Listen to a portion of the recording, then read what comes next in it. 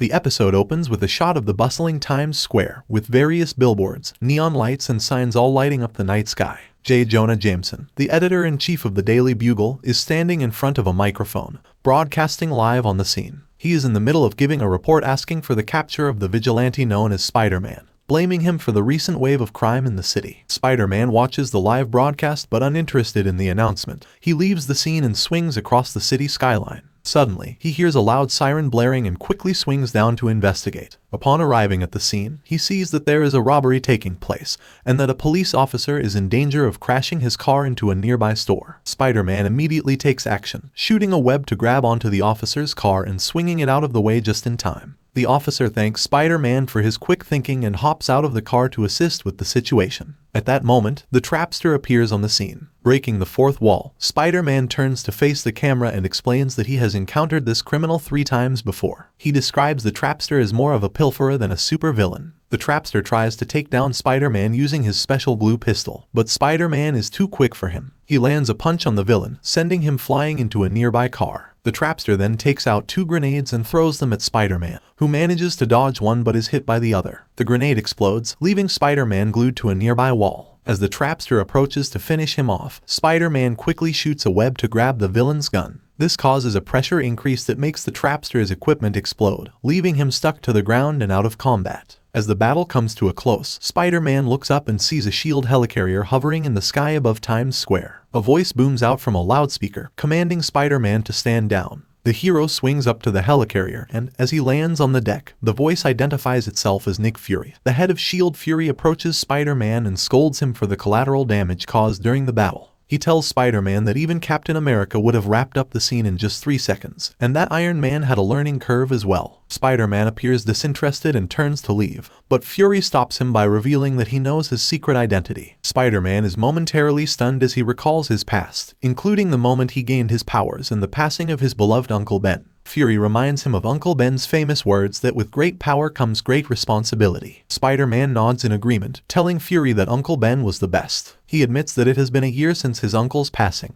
and the start of his superhero career. Fury then tells Spider-Man that he wants him to become the ultimate Spider-Man. When Spider-Man asks how ultimate that is, Fury knocks out the trapster with a single blow, showing Spider-Man just how ultimate he can be. Spider-Man swings away from the scene, but little does he know that someone is watching him. Norman Osborn, billionaire industrialist and father of Peter's friend Harry, is observing the action on a security camera from his office. He is plotting to use Spider-Man to further his own evil designs. Later, at Midtown High, Peter Parker meets up with his longtime friend, Mary Jane Watson. MJ is excitedly talking about her future career plans in journalism and her desire to work for the Daily Bugle. Peter lies to her when she asks why he was late, not wanting to reveal his secret identity. While chatting, Harry Osborn approaches them. Peter recalls when he first met Harry and his father, Norman Osborn. The two of them used to be close, but their relationship has become strained over the years. As Peter heads to his locker, he is confronted by Flash Thompson, his childhood bully. Flash shoves him into a locker and leaves him trapped inside. Peter is soon released by Stan the janitor and heads to the cafeteria for lunch. While he's eating, his spider sense tingles and he senses danger. Suddenly, the Frightful Four, the Wizard, Claw, and Thundra appear and they threaten to destroy the school unless Spider-Man shows up. Peter tries to distract the villains by starting a food fight, but they are not fooled, and they quickly realize that Spider-Man is not in the room. They mention that they know where Spider-Man is because the trapster left a tracer on him during their earlier battle. Peter quickly excuses himself and changes into his Spider-Man costume, and he realizes that the tracer is still attached to his arm. He follows the signal to an abandoned warehouse where the Frightful Four are waiting for him. The battle begins, with Spider-Man taking on Thundra while Claw goes after Mary Jane. Harry tries to protect her, but he is hit by Claw's sonic wave. Meanwhile, Spider-Man kicks the Wizard out of the cafeteria and into the school's corridor. There, he is surprised to find Flash, who tells Spider-Man that he is his biggest fan and wants to help him. In order to get revenge on Thompson for bullying him earlier, Spider-Man asks Flash to hide in a locker so he can surprise the villains. Spider-Man hides in the ventilation system, but the Frightful Three escape when they hear sirens. The battle is over, and Peter sees Harry being taken to the hospital. Later, at Aunt May's house, Peter tells her everything that happened, and he reflects on his life. He realizes that he needs to take Fury's offer. That night, Spider-Man arrives at the helicarrier, where he proceeds to destroy most of the security systems. He's outnumbered by several guns pointing at him, but Fury appears and deactivates them. Peter salutes Fury while the latter asks if he survived the battle experience. On Episode 2, on S.H.I.E.L.D.'s helicarrier, Spider-Man is training against robot soldiers, honing his skills as a superhero. Ho's moves are fast and fluid, and his spider sense keeps him one step ahead of the robots. As the training continues, Spider-Man jumps and flips, taking down the robot soldiers with his impressive moves. Nick Fury watches him through a screen, laughing and giving occasional remarks. Meanwhile, the soon-to-be teammates are watching him from the sidelines, each with their own reactions. Iron Fist and Power Man believe they can perform just as well, nodding their heads in agreement, while Nova and White Tiger look less convinced, shaking their heads. Spider-Man continues his assault, web slinging around and taking out the robotic enemies with ease. As soon as Spider-Man destroys all the robots, Nick Fury advises him to take a parachute test. Spider-Man is confused as to what a parachute test means. While still wondering and asking questions, Fury throws him out of the helicarrier. Spider-Man quickly thinks on his feet and deploys his web parachute, successfully saving his own life as he web slings down the height. The following morning, Peter visits his friend Harry in the hospital and leaves him some homework to be busy with. As he is leaving, he spots Mary Jane gluing posters on the walls asking Spider-Man for an interview, saying that the superhero could be anybody, and could in fact be one of her classmates. However, she's determined to reveal the identity of the Spider-Man, and eventually uncover the truth. Later that day, Peter heads over to the S.H.I.E.L.D. headquarters to meet with Dr. Kurt Connors, a resident scientist who shows Spider-Man some technology based on his powers. As Peter is about to reveal a special device, Agent Phil Coulson stops him, implying he distrusts Spider-Man being in S.H.I.E.L.D. Nick Fury intervenes and explains that Spider-Man is there to learn about responsibility. Spider-Man reveals the mysterious object to be a special motorcycle. At first, Spider-Man thinks it's useless, but Fury encourages him to give it a try. As soon as he turns on the motorcycle, he loses control of it and falls out of the helicarrier. Fury coaches him through the experience, teaching him how to use the motorcycle's web shooters to stay in control. Using the web shooters on the cycle, he manages to save himself from falling to his eternal sleep. Fury tells Spider-Man how to use the cycle's web shooters via a communicator, and Spider-Man tests the cycle around New York City. However, he almost crashes into a gasoline truck and nearly loses his life if not for the timely intervention of Nova, a fellow superhero who flies and saves him. When he reaches the ground, he meets the other three superheroes who introduce themselves as Power Man, White Tiger, and Iron Fist. After learning that they are also part of S.H.I.E.L.D., Spider-Man discusses with Agent Coulson at the headquarters why he does not want to be in the team. As he is leaving, Fury approaches Spider-Man and tells him why he asked him to join. Fury knows that Spider-Man has the potential to be a great hero, but he understands that Spider-Man is still a solo hero at heart. Spider-Man is touched by the sentiment revealed by Fury about his ability and potential, but he is still not sure if he is ready to join the team full-time. Later that night, Spider-Man is perched on a rooftop thinking about what he has done and contemplating about his future. Suddenly, he is attacked by the Frightful Four and easily subdued. As soon as the wizard mentions a client, Spider-Man attacks him, having faked his unconsciousness. Power Man, White Tiger, Nova, and Iron Fist show up and help Spider-Man against the three villains, who they finally defeat. They fight fiercely, using their unique abilities to outmaneuver the villains. Back at the helicarrier, Spider-Man re-accepts Fury's offer with the condition of still being a solo hero most of the time. The next day, at Midtown High School, Flash Thompson is about to put Peter in a locker until Power Man, in civilian clothes, shows up and locks Thompson up instead. He reveals to Peter that he and the other heroes will be attending Midtown High along with. When Peter asks the principal for a transfer, he finds himself face to face with Agent Coulson, the new principal of Midtown High School. After realizing that the situation is not that bad, Peter accepts his new classmates. The city of New York is always alive and in motion, especially in Midtown where the sound of honking cars and bustling pedestrians create a constant symphony of noise. Amongst this chaos, Peter Parker sits in a small, cozy cafe lost in thought. The warm aroma of coffee and freshly baked croissants fill the air, but Peter's mind is elsewhere. He's been dealing with a lot lately, and his mind is racing with thoughts of how he can balance his responsibilities as both Peter Parker and Spider-Man. Suddenly, Peter's thoughts are interrupted as he notices Sam Alexander, also known as Nova, sitting at his usual table with Harry and Mary Jane. Peter is taken aback by the intrusion, wondering why Nova is invading his space. Confused and annoyed, Peter confronts him, and the two of them quickly find themselves in the hallway, ready to talk it out. Peter is clear about wanting to keep his personal life separate from his superhero identity, but Nova seems to disagree. He thinks it's important for them to work together as a team, and that means getting to know each other on a personal level. Their argument quickly escalates as both Peter and Nova stand their ground, refusing to budge on their beliefs. Just as things are about to come to blows, Phil Coulson intervenes and announces that both of them will be sent to detention. As Peter and Sam are sent to detention by Coulson, they are surprised to find out that they have been tricked. Coulson had actually gathered all the S.H.I.E.L.D. trainees in one place, and he has a special mission for them. Using a set of chairs, Coulson transports them to the S.H.I.E.L.D. helicarrier, where they are met by none other than Nick Fury himself. The group is quickly put to the test, as Fury pits them against a series of giant robots that threaten to destroy the helicarrier. Spider-Man and Nova are competitive, each trying to outdo the other by destroying as many drones as possible. The two are both determined to prove themselves, but when Fury orders them to clean up their mess, they're forced to put aside their rivalry and work together to repair the damage they've caused. Despite their initial resistance, they quickly learn to work as a team, using their unique skills to overcome the challenges that lie ahead. As the group begins to bond, Spider-Man starts to brag about all the villains he has defeated. His words inspire White Tiger to suggest that they catch one of S.H.I.E.L.D.'s most wanted to prove themselves as true heroes. Nova suggests Dr. Doom, but White Tiger is hesitant, knowing how powerful Doom can be. However, their jet is accidentally activated, and they are forced to take off without delay. As they approach the country of Latveria, they are attacked by a barrage of missiles. Nova manages to destroy them all, but the group is then confronted by Doombots,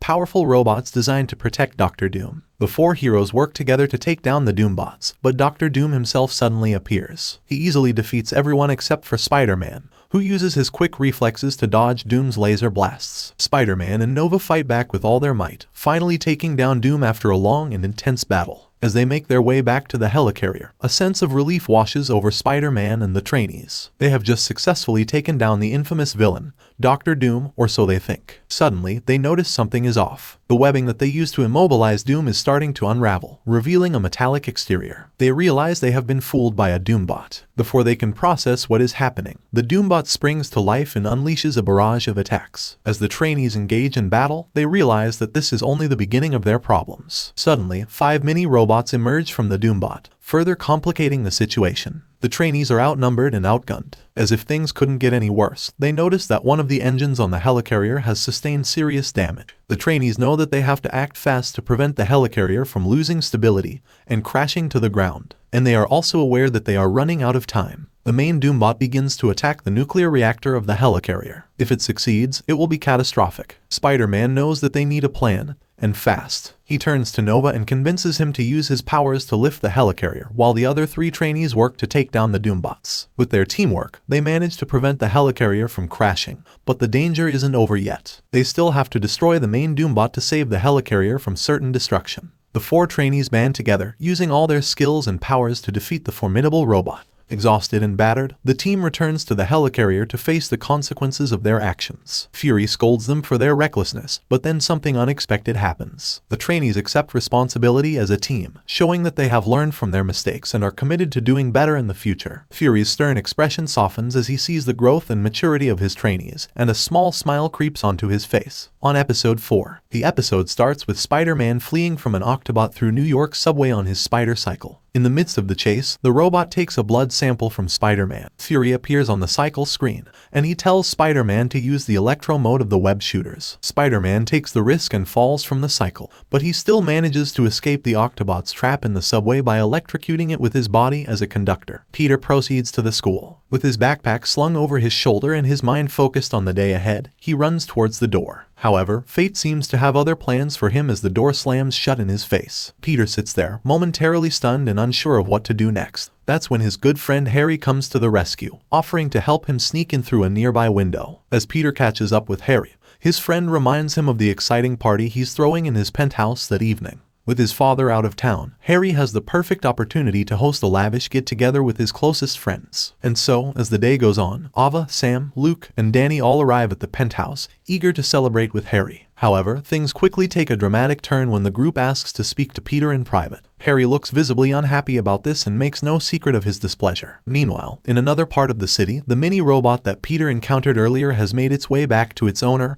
Octopus. With his expert knowledge of robotics and genetic manipulation, Octopus mutates the tiny robot into a powerful symbiote-like creature. Intrigued by the potential power of these symbiote soldiers, Norman Osborn contacts Octopus and demands that he produce an army of them as soon as possible. But Octopus has other plans, telling Osborn that he has something special planned for that very night. Back at school, Peter and his fellow trainees discuss the importance of working together as a team. But Peter is quick to remind them of his agreement with Fury to have his own time. Unfortunately, things take a turn for the worse when Sam starts speaking ill of Harry, causing Peter to feel compelled to intervene. Despite his attempts to reach out to Harry, his friend remains cold and distant. It's only when Mary Jane shows up and suggests that Peter extend an olive branch to Harry by inviting Danny, Ava, Luke, and Sam to the penthouse party that things start to look up. With the promise of a fun-filled evening ahead, Peter can't help but feel a sense of excitement building within him. Little does he know that danger is lurking just around the corner, waiting to strike when he least expects it. At Harry's penthouse, Norman talks to Harry about what's wrong, and Harry explains that Peter is acting differently since the new guys arrived. Norman tells his son that he has left $1,000 for him to spend, in case he needs anything. After Norman leaves, Harry calls his friends, and the whole school ends up at the party. At Octopus Hideout, Doc Ock informs Osborn that his creature escaped and went back to Spider-Man. Peter is doing his best to explain to Harry why he had invited the trainees to the party, despite the fact that they had not been formally invited. He uses his hands to emphasize his points and speaks with an earnestness that shows he truly wants Harry to understand. However, Harry seems uninterested in Peter's explanation, displaying a dismissive and haughty attitude. He waves his hand as if to brush off Peter's words and says he does not need more friends. The party continues while music plays, and everyone jubilates. As they continue talking, Peter's spider sense suddenly starts to tingle, and he becomes distracted. He apologizes and excuses himself, saying he needs to use the bathroom. Harry watches him go, still wearing a bored expression. Once in the bathroom, Peter breathes a sigh of relief, glad to be away from Harry's dismissive attitude. He opens the door and finds Flash, a popular jock from their high school, using the toilet. Flash drags him close to see something coming from the toilet. They notice a strange black substance creeping up the sides of the toilet. Peter watches in horror as the substance begins to envelop Flash's hand, causing him to scream in agony. Suddenly, the substance leaps out of the toilet run after Peter. The symbiote has arrived, and chaos quickly ensues. The party erupts into chaos as the symbiote battle begins. Peter quickly changes into his Spider-Man costume and leaps into action, trying to remove the symbiote from Flash's body. However, the symbiote proves to be a formidable foe, and it soon attaches itself to another student, Power Man. Spider-Man engages in a tense hand-to-hand combat with Power Man, trying to separate him from the symbiote. Iron Fist, another student at the party, suddenly jumps into the fray, attacking Spider-Man with a flurry of punches and kicks. The two engage in a heated battle, with Spider-Man struggling to fend off Iron Fist's attacks. Meanwhile, MJ, a fellow student, and Peter's friend watch from the sidelines,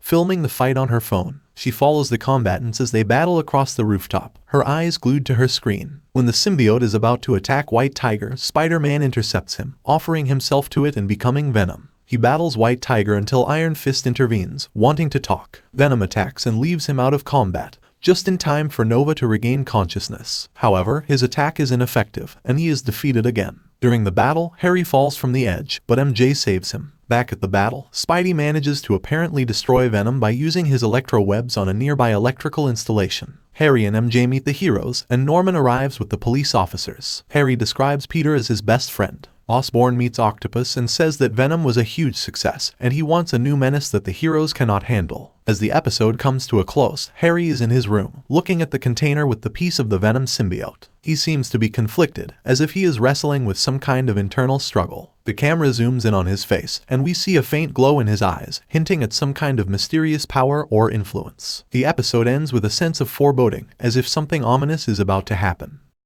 In the bustling streets of New York City, Spider-Man is locked in a fight with the living laser. The two powerful beings are tearing up the landscape as they battle, causing destruction and chaos all around them. The Times Square screens are partially damaged in the process, but Spider-Man manages to stay on his feet, dodging and weaving as he tries to get the upper hand. As the living laser takes a brief distance from the hero, he teleports himself to a nearby neon sign and blasts it, causing Spider-Man to fall. But before he hits the ground, he is caught by Luke Cage and a group of trainees who have arrived to help. The young hero is amazed as he watches the group of experienced fighters take on the villain, showing off their impressive skills and teamwork. However, the living laser is not easily defeated. He absorbs the energy of Nova's blasts, growing in size and power. He charges toward the group, threatening to fry them all with his intense heat. But just as things look dire, Iron Man swoops in from above, attacking the villain and causing him to expand to the point where he can't regenerate. Spider-Man watches in awe as his hero speaks with the recently arrived Nick Fury. After a brief conversation, Peter offers up a suggestion for containing the living laser for his inevitable return.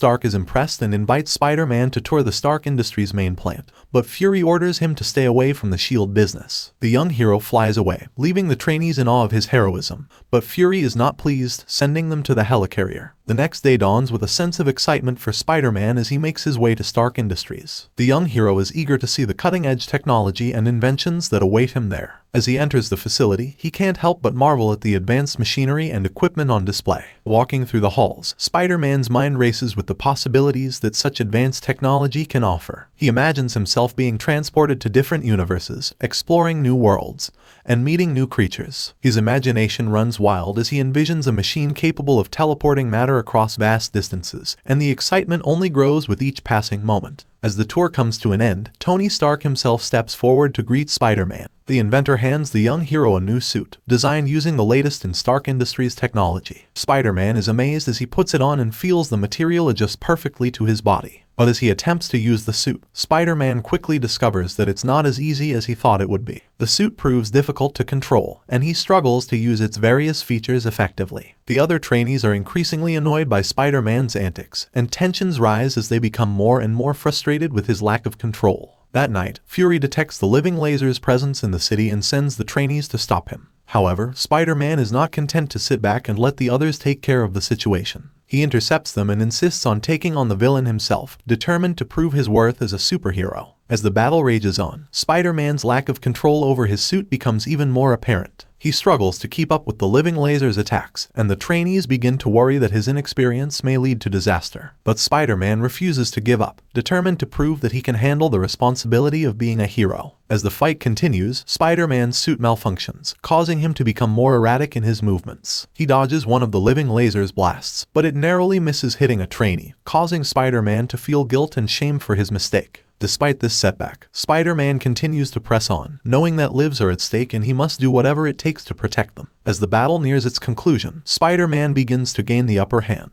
He uses his enhanced strength to deliver a powerful blow to the living laser, causing him to stumble backward. The trainees watch in amazement as Spider-Man takes control of the fight and proves that he has what it takes to be a true hero. As the dust settles and the battle comes to an end, the trainees begin to see Spider-Man in a new light. They may have been frustrated with him before, but now they realize that he has the heart and determination to be a true hero. And as Spider-Man leaves the scene, he knows that he has a long way to go before he can truly master his new suit. But he is more determined than ever to make the most of the incredible technology at his disposal. Iron Man flies out in search of the villain, while Fury berates him for Spider-Man's failure. Suddenly, Iron Man is attacked by the possessed Spider-Man, alerting him to the fact that the living laser is controlling the armor. The two heroes engage in a fierce battle, both utilizing their impressive repulsor blasts to try and gain the upper hand. The living laser threatens Iron Man by heating up Spider-Man's suit and eliminating him, forcing Iron Man to deactivate the firewall. However, he is knocked out by Spider-Man, who teleports to Iron Man's armor and flies away. After some repairs, Spider-Man vows to take on the living laser once again, this time using the armor properly. At Stark Industries, Iron Fist destroys the door and the trainees attempt to stop the villain. Iron Man, living laser blasts Spider-Man, but the young hero manages to dodge the attack. When the villain uses the Uni-Beam, Spider-Man's blasts neutralize the attack. However, the living laser proves to be a formidable opponent, managing to stop and block the attacks of all the trainees, including White Tiger,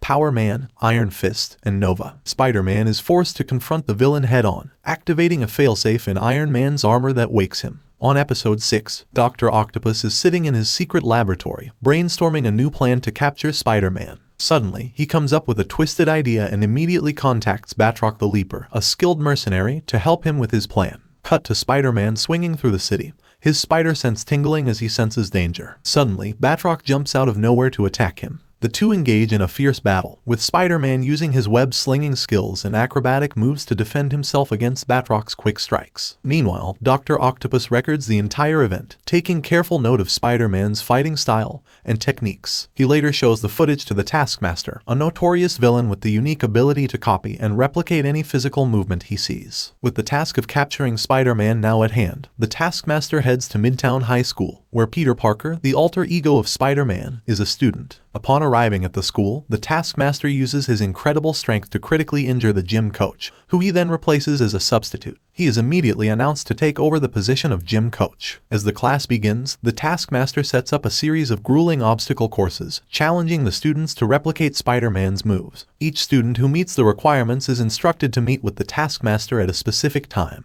with the taskmaster carefully observing and recording their every move. However, Peter, who is secretly Spider-Man, intentionally sabotages the course to protect his identity. Despite his efforts, Danny, Harry, and Flash manage to make it through the course and are chosen to meet with the taskmaster. The taskmaster watches the students closely, carefully observing and recording their every move. Each of them feels a sense of pride and accomplishment, having successfully completed the taskmaster's challenges. However, Peter remains cautious and watches them from afar, worried about what the taskmaster has planned for them. Unbeknownst to the students, the taskmaster has a sinister plan in mind. He intends to use their skills and abilities to lure Spider-Man out, using them as bait to capture the web-slinging hero. As the students prepare for their evaluations with the taskmaster, Peter knows that he must find a way to stop the taskmaster's plans and protect his secret identity. He eventually shields himself, and only Danny, Harry, and Flash manage to make it through the course and are chosen to meet with the taskmaster. As the chosen students meet with the taskmaster, they soon find themselves in trouble. But just as things start to look grim, Spider-Man and White Tiger come to their rescue. They burst into the room, their movements fluid and graceful as they take on the taskmaster. Spider-Man launches himself at the villain with a swift kick, while White Tiger moves in to distract him with a flurry of acrobatic moves. The taskmaster proves to be a formidable opponent, his skills and abilities far beyond what the students and superheroes had anticipated. He effortlessly copies and replicates their every move, making it difficult for Spider-Man and White Tiger to gain the upper hand.